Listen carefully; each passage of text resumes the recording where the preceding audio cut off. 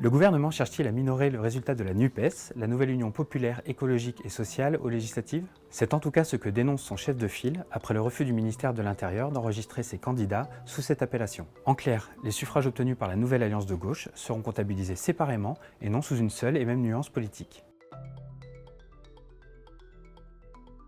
À chaque élection, les candidats doivent se déclarer d'un parti ou d'une tendance. Les préfets leur attribuent ensuite une nuance politique pour rendre les résultats plus lisibles. Dans la liste arrêtée le 16 mai par le ministère de l'Intérieur, on trouve bien une seule nuance pour la majorité présidentielle et ses alliés, baptisés Ensemble, mais pas de NUPES, ni l'union entre les Républicains et l'UDI.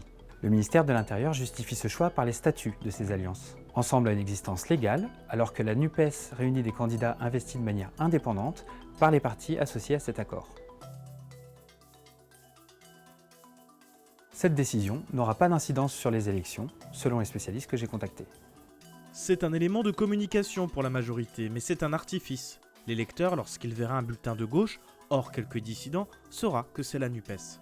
En cas de victoire de la NUPES, Emmanuel Macron ne pourra pas ignorer le verdict des urnes et nommer un Premier ministre issu d'une autre formation. Pour en savoir plus, vous pouvez retrouver notre article dédié sur la page FECOF de 20 minutes et les réseaux d'objectifs des Infox. Et si une publication vous paraît douteuse, n'hésitez pas à la partager à nos journalistes via notre formulaire de contact.